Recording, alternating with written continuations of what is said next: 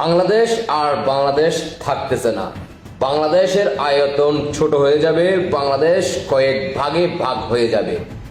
ইতিমধ্যে আপনারা অনেকে খুশি হয়ে গেছেন যারা 5 আগস্টের পর থেকে আপনারা পাকিস্তানকে ধারণ করেন। সাধারণ জনগণ অনেকেই আছেন এটাকে নিয়ে আপনারা খুবই হাস্যকর ভাবে নিতেছেন। ভুলে যাবেন না, কিছুদিন আগে যখন 5 আগস্টের পূর্বে মাননীয় প্রধানমন্ত্রীর শেখ হাসিনার কথা না শোনার পরবর্তীতে 5 আগস্ট ঘটে। 5 আগস্ট ঘটার পরবর্তীতে আপনারা কিন্তু বুঝতে পারছেন, তখন আপনারাই কিন্তু স্বীকার করছিলেন যে মাননীয় প্রধানমন্ত্রী শেখ হাসিনা যা যা বলছে তা তাই হচ্ছে, এবং কি মাননীয় প্রধানমন্ত্রী শেখ হাসিনার কথাগুলোই সত্য।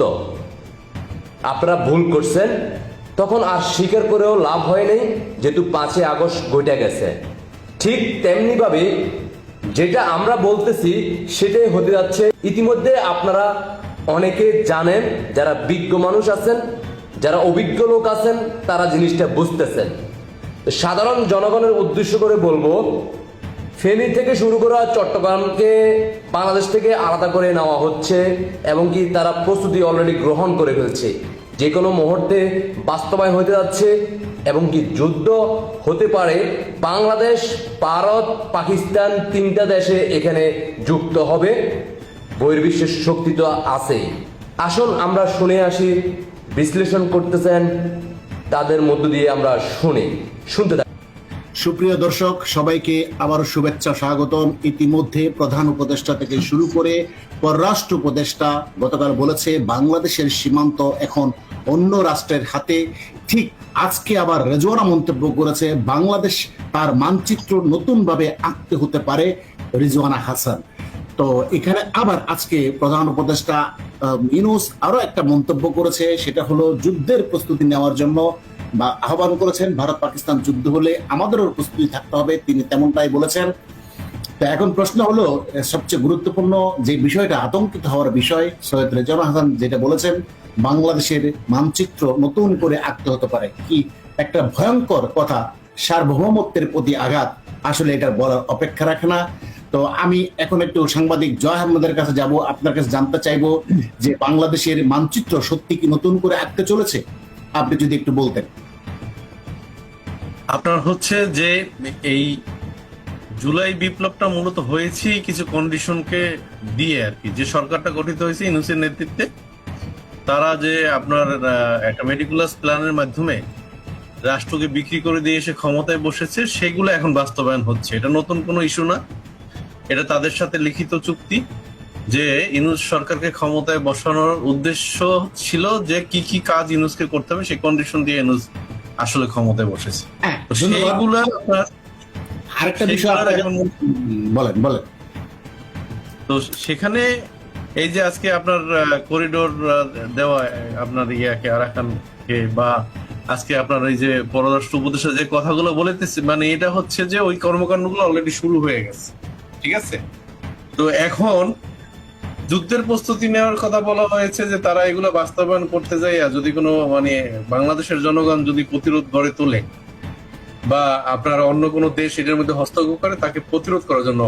আমি একটু কথা বলতে চাই যে আপনি জানেন না যে গত 8 মাসে পাকিস্তান থেকে প্রচুর পরিমাণ অস্ত্র অবৈধভাবে বাংলাদেশে ঢুকেছে, এবং সেই অস্ত্রগুলো হচ্ছে এই লাল বিপ্লবী যারা ছাত্র সমন্বয়ক তাদের জিম্মায় আছে। বা মূলত এই আজকের এই পরিস্থিতি তারা অস্ত্র এনে মজুদ করে। এবং আজকে আমি একটু পরে আসছি আপনার কাছে। আরো একটা বিষয় গুরুত্বপূর্ণ, সেটা হলো হিরো আলমকে বোধহয় আপনারা চিনেন, যে একটু আপনার কমেডি নাটক করে ইউটিউবে ভালো সবাই পরিচিতি পেয়েছে। হিরো আলম রাজনীতির কোনো কিছু বোঝার কথা না, যে পরপর 2টা স্ট্যাটাস দিয়েছে। সেখানে তিনি কি লিখেছে দেখেন, আরকান আর্মিকে যদি আওয়ামী লীগ আমলে করিডোর দেওয়ার কথা বলা হতো, তাহলে বাংলাদেশে রোজ কিয়ামত লেগে যেত। ইউনূস আরকান আর্মিকে করিডোর দিয়ে দেশের সার্বভৌমত্বকে হুমকির মধ্যে ফেলে দিচ্ছে, অথচ এখন সুশীল, মোল্লা, মুন্সি সবাই চুপ। আজ দেশ প্রমাণিত একজন দেশপ্রেমিক শেখ হাসিনা বাংলাদেশ রক্ষায় মাথা নত করে নাই। তিনি যা যা বলেছিলেন তার কথাগুলো এখন সবই মিলে যাচ্ছে। আমি তার পরবর্তী স্ট্যাটাস আরেকটাতে আসি, একটু আগে স্ট্যাটাসটা দিয়েছে, সেখানে তিনি কি বলছে দেখেন। এখানে বলছে যুদ্ধ করার জন্য যুক্তরাষ্ট্র ইউনুসকে তিল তিল করে আলোচিত ব্যক্তি বানিয়েছে, নোবেল পুরস্কার দিয়েছে। আপোষ রাজি না হওয়ায় $50 মিলিয়ন খরচ করে শেখ হাসিনাকে সরিয়েছে। ইউক্রেনের জেলেনস্কির মতো সপেট সরকার বানিয়ে, পাপেট সরকার বানিয়েছে ইউনুসকে। আর মামার বেটা এখন যুদ্ধ করবে না, করতে দিবে না, এমন আশা করার কারণ নেই। পরিকল্পনা মতোই সব হচ্ছে। দেশের সার্বভৌমত্ব গেছে অনেক আগেই। এখন ইউক্রেন ও গাজার মতো বোমা বর্ষণ হবে পার্বত্য অঞ্চলে। 3 জেলা আরকান আর্মি, আরকানে আমেরিকান অস্ত্র চলবে। দ্বিতীয় ইউক্রেন হবে এই দেশ, তবেই না লালবদরদের দ্বিতীয় স্বাধীনতা পূর্ণ হবে। আজকের বিবিসির খবরে বলা হলো ইউক্রেন যুদ্ধের পূর্ণ প্রস্তুতি নিচ্ছে। আশা করি এই যুদ্ধে জিতে গিয়ে ভারতও মিয়ানমার দখল করে হারিয়ে যাওয়ায় ভাই পাকিস্তানকে সাথে নিয়ে ইউনুস বিরাট এক রাষ্ট্র বানাবে। নাচো লাল বদর, নাচো বানরের মতো, বড়ই সৌন্দর্য। অর্থাৎ হিরো আলমের এই স্ট্যাটাসটা আমাকে খুব আশ্চর্যজনক করেছে। তিনি কিন্তু একটা সুন্দর উদাহরণ দিয়েছে। আপনারা জানেন জেলেনস্কি কিন্তু জোর করে ক্ষমতা মূলত মার্কিন যুক্তরাষ্ট্রে ইউরোপের ইন্ধনে বসেছিল এবং বিরোধী দলের নেতাদেরকে বন্দী করেছিল, যেটা তুলসি গ্যাবার্ড বলেছে, এবং সেখানে ইলেকশন দেয়নি যুদ্ধের কথা বলে, এবং মার্কিন যুক্তরাষ্ট্র এই যুদ্ধটা লাগিয়েছে রাশিয়ার সাথে। ঠিক এই উদাহরণটাই কিন্তু হিরো আলম দিয়েছে, পাপেট বানিয়েছে ইউনুসকে। তো আমি এখন একটু আতার হালদারের কাছে যাব। আতার হালদার, এই যে হিরো আলমের বক্তব্যটা যুগোপযোগী, যেটা আমরা এতদিন ধরে বলে আসছিলাম, সেই কথাটাই বলেছে, যেটা আজকে সৈয়দ রেজওয়ানা নতুন করে যে জিনিসটা বললো, আশঙ্কার কথা, বাংলাদেশের ম্যাপ নতুন করে আঁকা হবে। আসলে এর ভিত্তি কতটুকু আপনি যদি বলেন। ধন্যবাদ আপনাকে। আমি সবচেয়ে প্রথম আশ্চর্য হয়েছি যে হিরো আলমের মতো লোক এরকম ভাবে বুঝতে পেরেছে এবং এরকম সুন্দরভাবে গুছিয়ে একটা স্ট্যাটাস দিয়েছে। আমি হিরো আলমকে আসলে যতটা অশিক্ষিত বা যতটা গাইয় মনে করতাম, তার চেয়ে অনেক বেশি স্মার্ট কিন্তু সে তার লেখার মাধ্যমে সে প্রকাশ করেছে। এবং সে আজকে কিন্তু পরিষ্কার করেছে যে এই লাল বদররা কতটা মূর্খ এবং কতটা নতজানু এবং এরা কত ফালতু, এই জিনিসটা কিন্তু আজকে প্রকাশ পেয়েছে। হিরো আলমের মতো ছেলে যেখানে বুঝতে পেরেছে যে বাংলাদেশকে নিয়ে ছেলে খেলা হচ্ছে, বাংলাদেশকে বিক্রি করা হয়েছে এবং বাংলাদেশের মানচিত্র নতুন করে লেখা হবে, এটা রেজওয়ানার আজকের বক্তব্য সে দিয়েছে। কিন্তু আপনি যদি দেখেন 5 আগস্টের পরে সেন্ট মার্টিন দিয়ে কিন্তু কার্যক্রম তাদের শুরু হয়েছিল। বাইডেন চলে যাওয়ার পরে তারা একটু স্টপ দিয়েছিল যে পরবর্তী সরকারের সাথে কোনো চেঞ্জ হয় কিনা। আসলে সেখানে পররাষ্ট্র নীতিতে চেঞ্জ হয় না, বা এই টোপটা আবার ট্রাম্পকে খাওয়ানো হয়েছে যে এখানে তোমাদেরই অবস্থান হবে, সুতরাং তুমি আমাদের সাথে থাকো। এবং সেটা যখন তারা এনশোর করেছে, তখন তারা এই প্রক্রিয়াটা ডেডিকেটলি করার চেষ্টা করেছে এবং যত দ্রুত সম্ভব এই বাংলাদেশকে আমেরিকার হাতে তুলে দিয়ে, এই আমেরিকার একটা পাপেট সরকার, পাপেট দেশ এটা বানিয়ে এই বাংলাদেশকে ধ্বংস করে, তলাবিহীন ঝুরি করে এই সরকার, এই ইউনুস পালাবে বা এই ইউনুস যাবে বা এই উপদেষ্টা পরিষদ এখান থেকে ভাগবে। এছাড়া কোনো বিকল্প নাই। এই বাংলাদেশের মানুষ যত দ্রুত বুঝবে এটা এবং যত দ্রুত প্রতিরোধে নামবে, তত দ্রুত এই বাংলাদেশের মঙ্গল হবে। আদারওয়াইজ বাংলাদেশের কোনো মঙ্গল নাই। হিরো আলম, আজকে আমি তাকে স্যালুট দিতে হয় যে সে এই এরকম একটা স্ট্যাটাস দিয়েছে। তার মতো লোক এরকম একটা স্ট্যাটাস দেওয়ার পরে আমি মনে করি বাংলাদেশের একটা আবাল বৃদ্ধ বনিতা, একটা বলদ, তারও বোঝা উচিত যে এই জঙ্গি, এই ইউনুস, এই জঙ্গি রেজওয়ানারা কি চাচ্ছে। এরা দেশদ্রোহী এবং এরা দেশকে বিক্রি চাচ্ছে। এরা ধন্যবাদ আতার সাহেব, আপনাকে আবার আসবো আপনার কাছে। আমি এখন জয় আহমেদের কাছে যাব। আজকে ইউনুস যে কথাটা বলেছে, যে কারণে যুদ্ধের প্রস্তুতি রাখতে বললেন, ভারত পাকিস্তান যুদ্ধ হলে আমাদেরকেও যুদ্ধের প্রস্তুতি রাখতে হবে। তাহলে এই যুদ্ধের প্রস্তুতিকে আমরা কি পাকিস্তানের পক্ষ হয়ে ভারতের সাথে যুদ্ধ করব? আপনার কাছে এই প্রশ্নটা। জয় আহমেদ, তাড়াতাড়ি শুরু করুন। এখানে তো আপনার কাশ্মীরে জঙ্গি হামলার পরে সরকার যে ফেসবুক স্ট্যাটাস দিয়েছিল, সরকার কোনো প্রতিবাদও দেয় নাই নাকি? এই কাশ্মীরি হামলার যে প্রেক্ষাপট, সেটার সাথে এই বর্তমান ইউনুস সরকার জড়িত এবং এরা মানে এখন বাংলাদেশকে একটা ইনকলাব মঞ্চ বানিয়ে পাকিস্তানকে সমর্থন দেওয়ার জন্য মূলত প্রস্তুতি নেওয়ার জন্য বলা হয়েছে। ভারতের বিরুদ্ধে যখন পশ্চিম পাকিস্তান যুদ্ধ করবে, তৎকালীন পূর্ব পাকিস্তান, বাংলাদেশ, ইউনুসের নির্দেশনা হচ্ছে এরাও হলো পাকিস্তানের পক্ষ হয়ে ভারতের বিরুদ্ধে যুদ্ধ করবে। আচ্ছা, ধন্যবাদ, সুন্দর বলেছেন। ভারতের বিরুদ্ধে আমরা যুদ্ধ করব, সেক্ষেত্রে আমরা ভারতের একদম পেটের ভিতরে এরকম একটা বৃহৎ রাষ্ট্রের পাশে থেকে আমরা যদি যুদ্ধ পরিচালনা করি, হিরো আলম যেটা বলছিল যে গাজা হবে অর্থাৎ ইউক্রেন হবে বাংলাদেশ, সেইটার সম্ভাবনাই আমরা দেখতে পাচ্ছি। তো এখন আমি জনাব আতার সাহেব আপনার কাছে জানতে চাইবো যে ঘটনাটা বাংলা অর্থাৎ সীমান্তের এখন সীমান্তের নিয়ন্ত্রণ বাংলাদেশের হাতে নাই এবং নতুন করে বাংলাদেশের মানচিত্র অঙ্কন হবে, সেটা আসলে কোন কোন অংশ নিয়ে বাংলাদেশের মানচিত্রটা হবে সংক্ষেপে যদি বলতেন।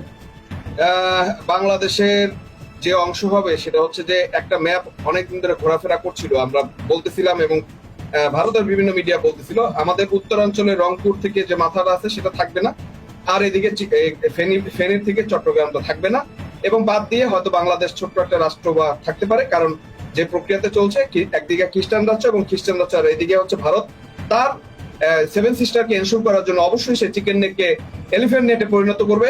এটা ছাড়া কোনো বিকল্প ভারতের হাতে নেই, যদি ভারতকে তার অখণ্ডতা রক্ষা করতে হয়, এবং ভারত সেটা করবে, এবং সেটা করার জন্য তার যেটা থাকে সেটা সর্বোচ্চ। ধন্যবাদ, সুন্দর বলেছেন। প্রিয় দর্শক, আরো একটা বিষয় এখানে বলার অপেক্ষা রাখে না, এখন যে যুদ্ধের থমথম পরিস্থিতি, এই পরিস্থিতি যদি আমরা একটা বিচ্ছিন্নতাবাদী গ্রুপকে সমর্থন দিতে যাচ্ছি, আরাকান আর্মিকে ইউনুস করেছিল 1,80,000 রোহিঙ্গাকে ফেরত নিবে, বরঞ্চ গতকাল দেখলাম 1,13,000 রোহিঙ্গা নতুন করে বাংলাদেশে ঢুকে পড়েছে। তার মানে আরাকান আর্মি একজন রোহিঙ্গাকেও ফেরত দিলে না।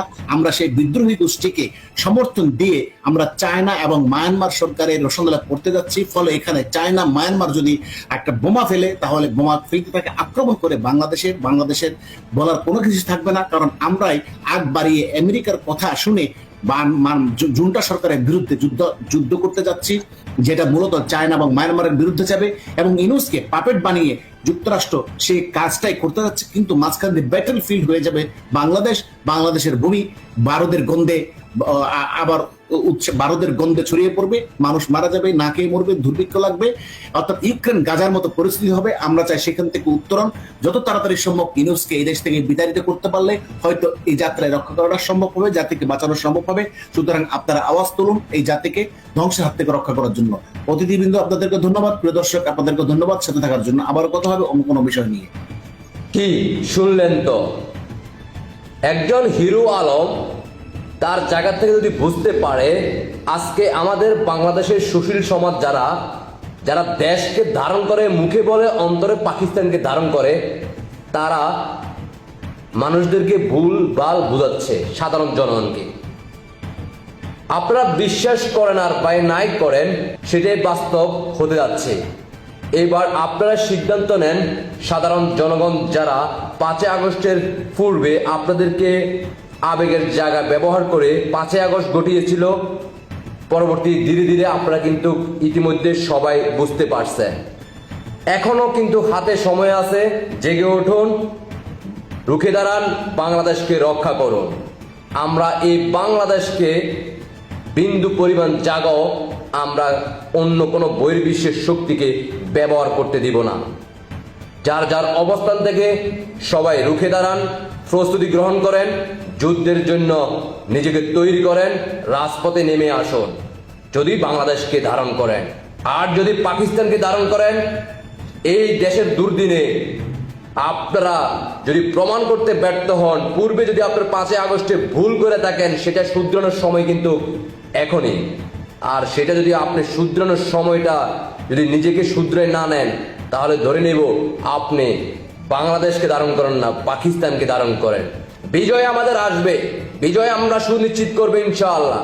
বাংলাদেশকে আবারও মুক্ত করব রাজাকার পাকিস্তানি পন্থীদের হাত থেকে।